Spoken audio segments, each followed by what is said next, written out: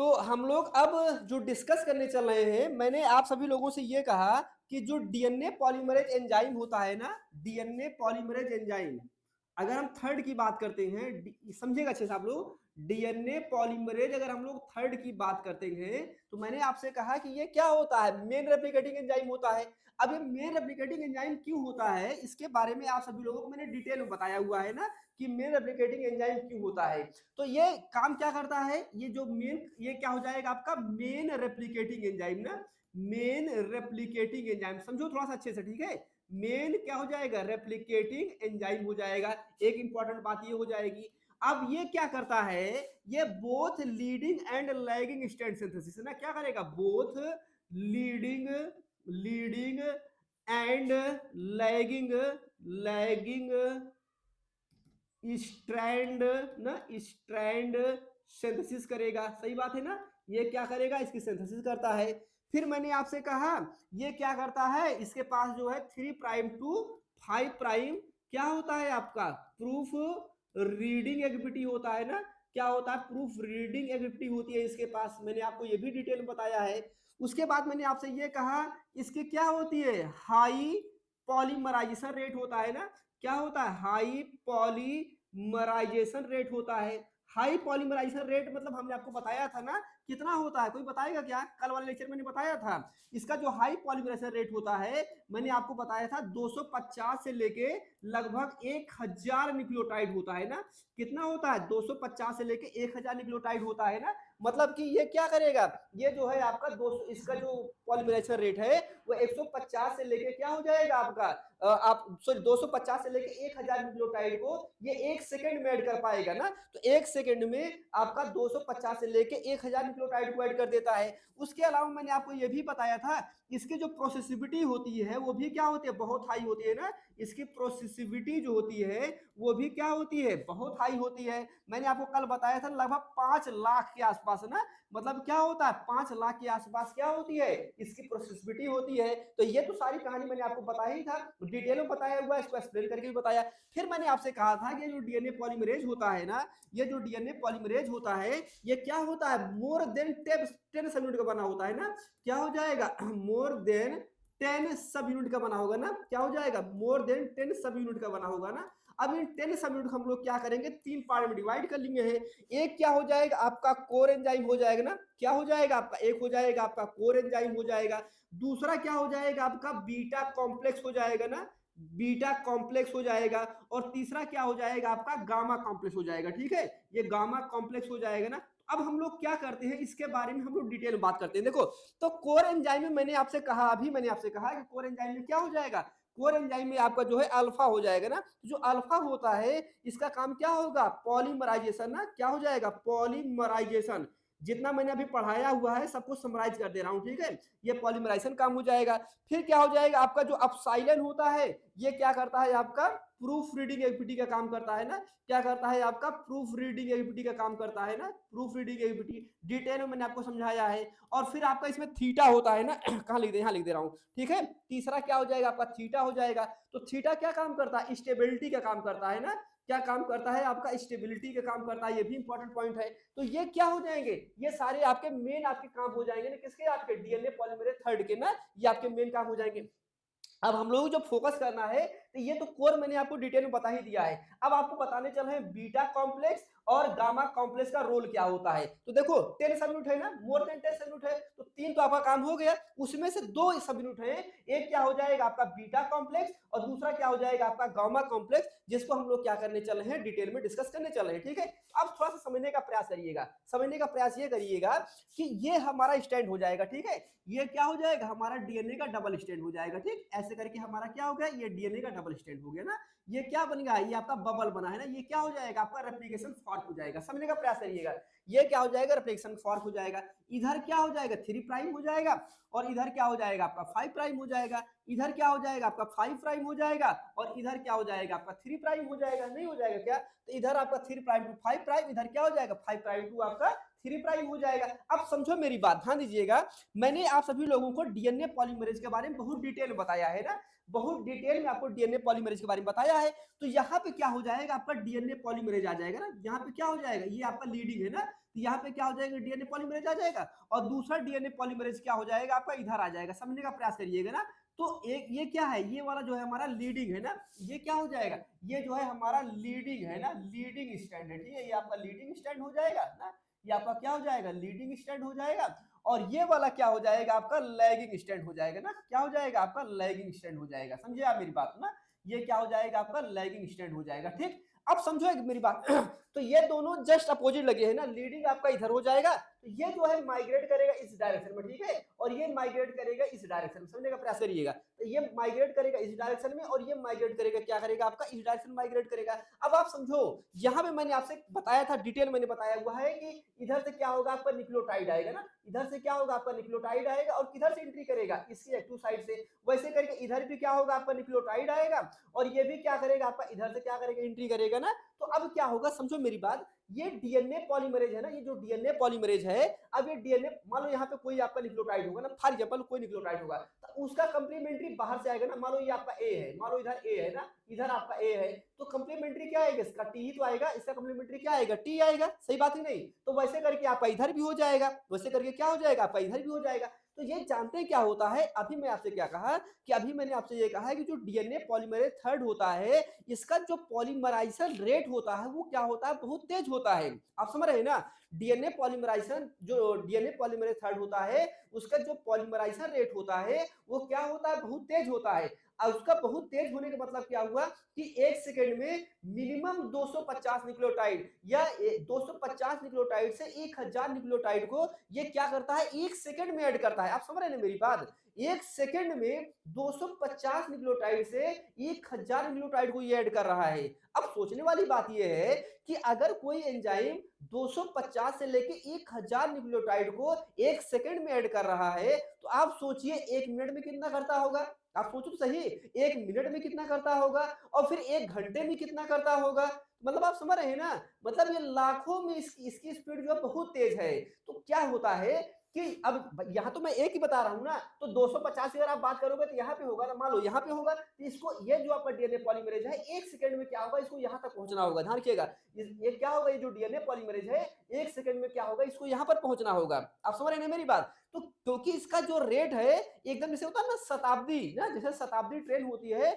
उस हिसाब से क्या होगा, बहुत तेज चलना होगा, मतलब बहुत तेज होता है। तो होता क्या है, आप समझने का प्रयास करिएगा, होता ये है कि ये जो डीएनए पॉलीमरेज इधर माइग्रेट करेगा और ये डीएनए पॉलीमरेज क्या करेगा, इधर माइग्रेट करेगा, आप समझने का प्रयास करिएगा। तो ये डीएनए पॉलीमरेज बहुत स्पीड में इधर माइग्रेट करने का प्रयास करेगा और ये डीएनए पॉलीमरेज क्या करेगा, बहुत स्पीड में इधर माइग्रेट करने का प्रयास करेगा। ये तो मैं आपको एक समझाने का प्रयास कर रहा हूं, लेकिन यहाँ पे क्या होता है, बहुत डिटेल होता है ना, बहुत स्पीड में होता है। तो जब ये आपका बहुत स्पीड में करता है, बहुत स्पीड में आपका ये वर्क करता है, तो होता जानते हैं क्या है, ये चांस बन जाता है ना, ये चांस बन जाता है, क्योंकि स्पीड क्या होती है, ज्यादा होती है, रेट जो होता है वो क्या होता है, ज्यादा होता है। तो ये जो डीएनए पॉलीमरेज है ना, इस डीएनए पॉलीमरेज का क्या होता है, ये ऐसा पॉसिबल हो सकता है कि उसी स्पीड के ड्यूरेशन में ये डीएनए पॉलीमरेज स्टैंड को छोड़कर बाहर चला जाए, समझो आप मेरी बात, क्या हो जाएगा, ऐसा पॉसिबल हो सकता है कि उसी स्पीड में ये डीएनए पॉलीमरेज क्या हो जाए, स्टैंड छोड़ के बाहर चला जाए, ये वाला आपका डीएनए पॉलीमरेज क्या हो जाए, आपका इधर चला आए। तो आप बताओ मुझे,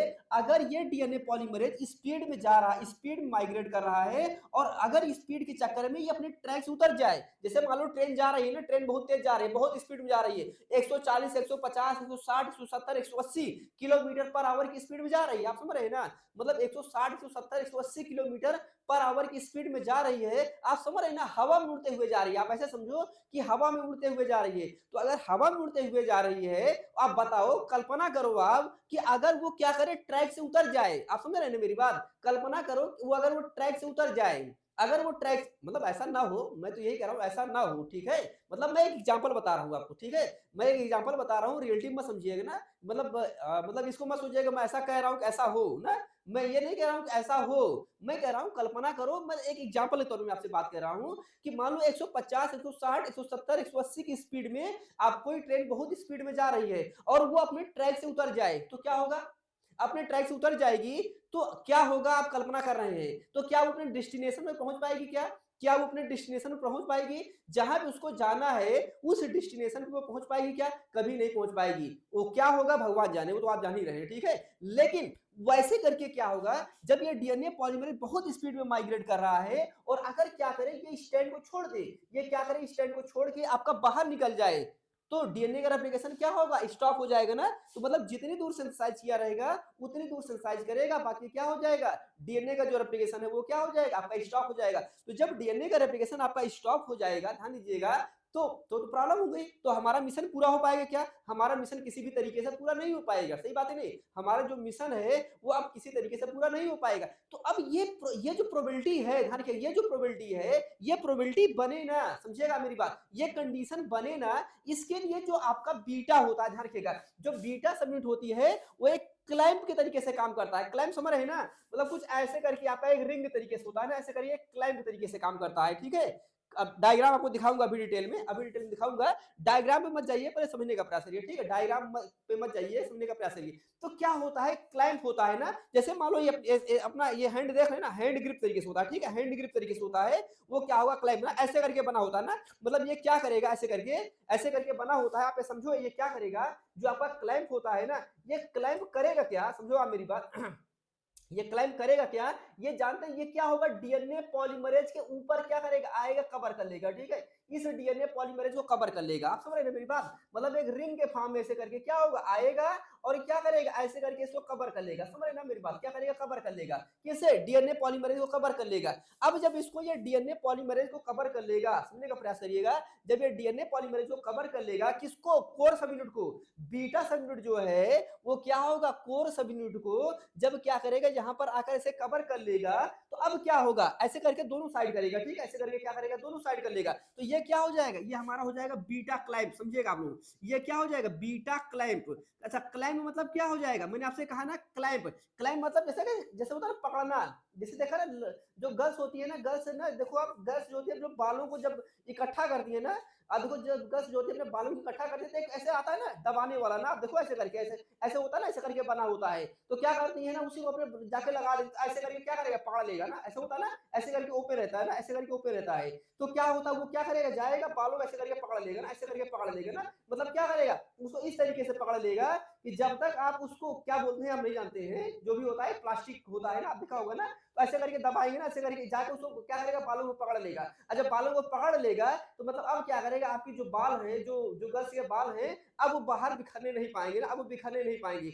अगर उसको इकट्ठा करके एक जगह पे उसको क्लैंप कर दिया ना, एक जगह पे अगर उसको दबा दिया तो पकड़े रहेगा वहीं पे, क्या होगा? उसको पकड़े रहेगा, अब उसको बिखरने नहीं देगा। उसी तरीके से क्या होता है, ये जो क्लैंप होता है ये क्या करेगा? मतलब जो डीएनए पॉलीमरेज के बीटा सबयूनिट है, ध्यान रखिएगा, डीएनए पॉलीमरेज की जो बीटा सबयूनिट है, ये बीटा सबयूनिट क्या काम करती है? ये क्या करेगी? ये जो आपका डीएनए पॉलीमरेज कि जो कोर सबयूनिट है उसके ऊपर क्या करेगा? चारों तरफ से क्लाइंब कर देगा, मतलब क्या कर देगा? उसको पकड़ लेगा। जब उसको दोनों साइड कर लेगा, उसको जब पकड़ लेगा तो अब क्या होगा?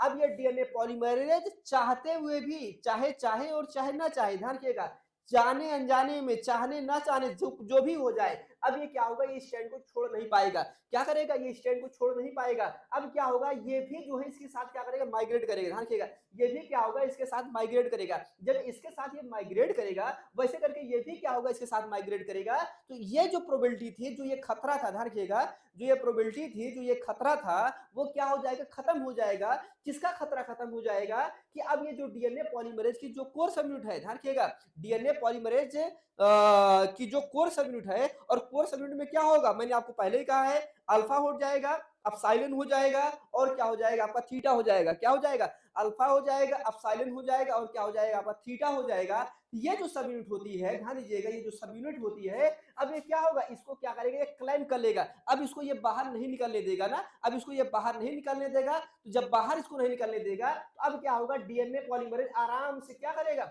इस स्टैंड पे ना जो टेम्पलेट है उसपे क्या करेगा? माइग्रेट करता रहेगा। उस पे यहाँ पे देखो ये क्या करेगा? जो टेम्पलेट है उस टेम्पलेट पे क्या करेगा? रहेगा, ये माइग्रेट करता रहेगा। और जब इस टेम्पलेट पे आपका ये माइग्रेट करता रहेगा, ध्यान दीजिएगा, जब इस टेम्पलेट पे ये माइग्रेट करता रहेगा तो क्या होगा, अब ये जो है इसकी पॉसिबिलिटी खत्म हो जाएगी। क्या हो जाएगी, इसकी जो पॉसिबिलिटी है वो खत्म हो जाएगी।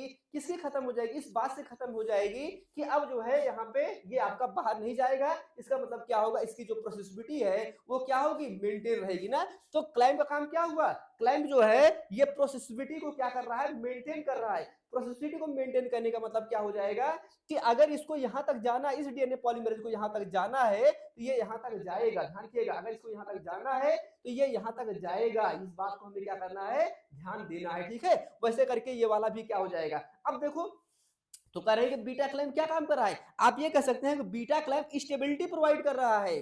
किसको स्टेबिलिटी प्रोवाइड कर रहा है, स्टेबिलिटी प्रोवाइड कर रहा है कोर सबयूनिट को, डीएनए पॉलीमरेज थर्ड की जो कोर सबयूनिट है, जो पॉलीमराइजेशन का काम कर रही है, जो प्रूफ रीडिंग का काम कर रही है, उसके लिए क्या कर रहा है, कोर की तरीके से काम कर रहा है। कैसे काम कर रहा है, कोर को स्टेबिलिटी प्रोवाइड कर रहा है। तो ये किसका काम हो जाएगा, बीटा क्लैम्प। तो बीटा क्लैम्प का बड़ा इंपॉर्टेंट रोल है, समझ रहे हैं ना। तो बीटा क्लैम्प का बड़ा इंपॉर्टेंट रोल है। और आप जानते हैं ना, जिसका बड़ा इंपॉर्टेंट रोल होता है वो बहुत भाव खाता है ना, इसी बात तो जानते होंगे ना। जिसका बड़ा इंपॉर्टेंट रोल होता है वो बड़ा भाव खाता है ना।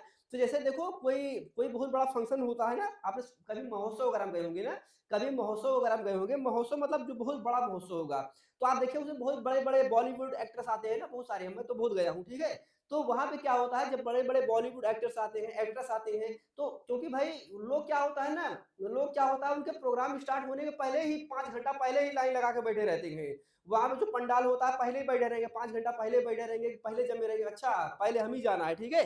तो क्या होगा, तो वो जब आते हैं ना, क्योंकि उनका इंपॉर्टेंट काम है, काम क्यों है, अगर वो नहीं आएंगे तो पूरा महोत्सव खराब जाएगा। अगर वो नहीं आएंगे तो फिर पूरा पूरा वो महोत्सव खराब जाएगा, कोई मतलब नहीं रहेगा। तो जब वो आते हैं तो उनको रिसीव करने वाले जाते हैं, जाते नहीं जाते हैं, जब वो आते हैं तो उनको रिसीव करने वाले जाते हैं ना, तो उनको रिसीव करके आएंगे और रिसीव करके लेके आएंगे। और जब रिसीव करके लेके आते हैं तो क्या होगा, वो अपना परफॉर्मेंस करते हैं। तो ऐसे करके जो आपका बीटा क्लैम्प होता है ना, बड़ा इसका इंपॉर्टेंट रोल होता है। वो क्या रोल होता है मैंने आपको बताया। तो ये अपने आप नहीं आता है, ध्यान रखिए, ये अपने आप नहीं आता है। तो ये जो गामा सबयूनिट होती है ना, जो गामा सबयूनिट होती है, इसको हम बोलते हैं क्लैम्प लोडर बोलते हैं। क्या बोलते हैं, क्लैम्प लोडर बोलते हैं। इंपॉर्टेंट पॉइंट है ना, क्या बोले इसे हम लोग, क्लैम्प लोडर बोलते हैं। तो ये देखो नाम से ही पता चल रहा है, गामा मतलब गामा सब यूनिट, मैंने आपको बताया ना, alpha beta gamma delta of silent ना, ये कहानी मैंने आपको बताया। तो ये जो गामा होता है, ये क्या होता है, गामा क्लैंप लोडर के नाम से बोल रहे हैं, क्लैंप लोडर। तो मतलब ये जो क्लैंप है, इस क्लैंप को लोड कराएगा।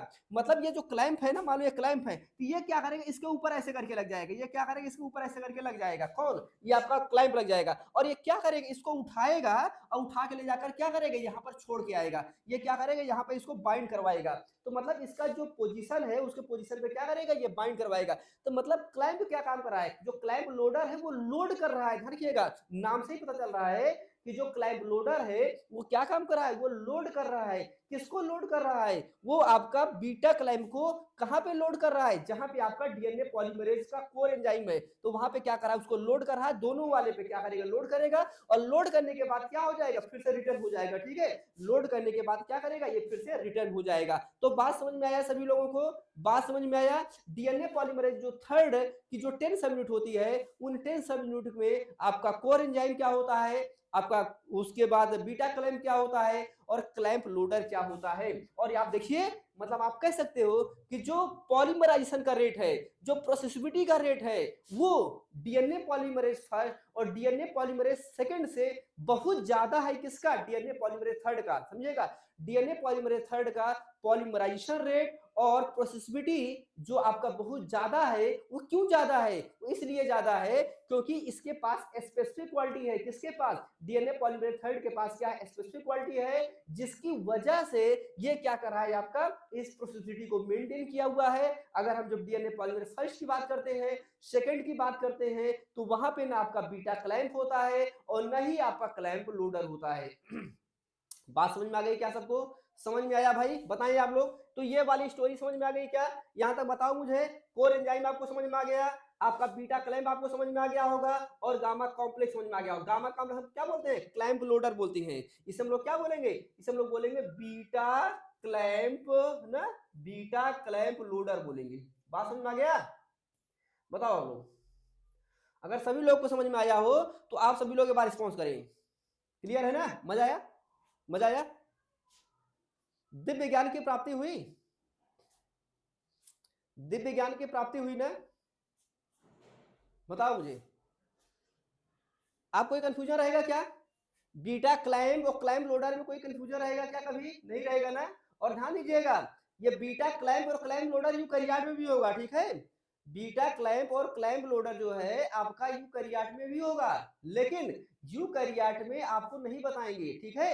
यूकैरियोट में सिर्फ नाम बता देंगे। वहां पे हम ये नहीं बताने वाले हैं कि हेलिकेज क्या काम करेगा, प्राइमेज क्या काम करेगा, आपका जो है एसएसबी क्या काम करेगा, आपका बीटा क्लैंप क्या काम करेगा, क्लैंप लोडर क्या काम करेगा, ये सब बताएंगे नहीं, सिर्फ नाम बता देंगे, सिर्फ नाम बता देंगे। जैसे मैंने आपको बताया कि डीएनए बी प्रोकैरियोट में क्या करेगा, आपका क्लैंप आपका जो है डीएनए भी जो है आपका हेलिकेज तरीके से काम करेगा, तो वैसे हम यूकैरियोट में बता देंगे कि एमसीएम होता है, हेलिकेज तरीके से काम करेगा। तो प्रोकैरियोट में कौन काम किया सब जानते हो? काम में मैंने डिटेल बता दिया, बस वहां पे मैं क्या करूँ, सिर्फ नाम बताऊंगा, ध्यान दीजिएगा, वहां पे मैं सिर्फ नाम बताऊंगा, वहां पे काम नहीं बताऊंगा, क्योंकि मैं बार बार थोड़ी एक्सप्लेन करूंगा। एक बार तो मैंने आपको डिटेल में पढ़ा ही दिया है, 5-7 दिन से तो मेरे एप्लीकेशन पढ़ा रहा हूँ, आप खुद सोचो 5-7 लेक्चर, 6 मुझे लग रहा है 5-6 लेक्चर हो गया होगा, 5-6 लेक्चर में मैं आपको रेप्लिकेशन पढ़ा रहा हूँ, अभी एंजाइम और प्रोटीन ही नहीं खत्म कर पाया।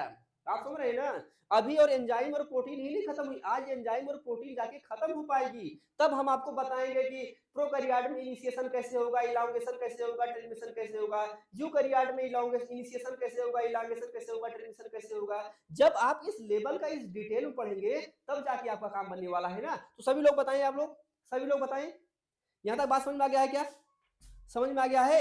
अगर सबको समझ में आ गया हो तो आप सभी लोग रिस्पॉन्स करें, नहीं तो अब हम क्या करते हैं, पीडीएफ जो अपनी पीडीएफ है उस पीडीएफ को आपको दिखाते हैं, और उस पीडीएफ को एक बार क्या करते हैं, आपको रीड करके दिखा देते हैं ना। लैंग्वेज ऑलरेडी वहां पे लिखा हुआ है, नोट्स मैंने आपको अपडेट कर ही दिया हुआ है, उसको क्या करिए आप लोग देख लीजिएगा ना। क्लियर है ना भाई सबको? सभी लोग क्लियर है? किसी कोई डाउट तो नहीं, कोई कंफ्यूजन तो नहीं? तो ये क्या होगा आपका जो है, यहाँ पे आपको जो ये डीएनए पॉलीमरेज है, ये क्या होगा, ये आपका इधर माइग्रेट करेगा, और इधर माइग्रेट करेगा तो इधर सेंसाइज करेगा। कैसे करेगा मैंने कल वाले लेक्चर में बताया हुआ है। और ये वाला इधर माइग्रेट करेगा तो क्या करेगा, इधर सेंसाइज करेगा।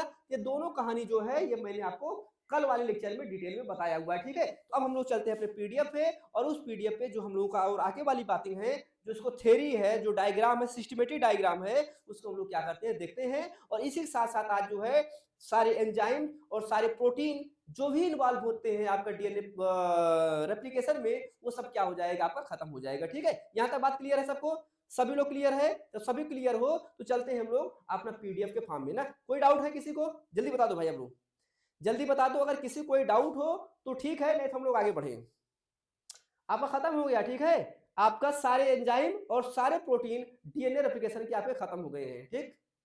अगर कहीं किसी कोई डाउट होगा, कोई कंफ्यूजन होगा तो पूछ लीजिएगा। अब हम लोग सीधे चल रहे हैं कहां पे, प्रोसेसिंग पे चल रहे हैं ना, कि बैक्टीरिया में, बैक्टीरिया मतलब प्रोकैरियोट में कैसे आपका इनिशिएशन होगा, कैसे आपका इलांगेशन होगा, और कैसे आपका टर्मिनेशन होगा। मैंने आपसे कहा कि सारा नोट्स मैंने अपलोड कर दिया हुआ है। आप सभी लोग क्या करिएगा, छुट्टियों में सिर्फ मजा ही मत करिएगा, ठीक है? क्योंकि 3 महीने बाद आपका एग्जाम भी है, तो 3 महीने बाद आपका एग्जाम है, तो इस बात को आपको विशेष ध्यान रखना है कि सिर्फ जो है इंजॉय ही नहीं करना है, पढ़ना भी है ना, इंजॉय करिएगा, लेकिन साथ साथ में अपना पढ़ाई भी करिएगा, ठीक? तो चलते हैं हम लोग आगे जो है डिस्कस करते हैं कि बैक्टीरिया में इनिशिएशन कैसे होगा, इलांगेशन कैसे होगा, और टर्मिनेशन कैसे होगा। ओके, एक मिनट रुकिए बस।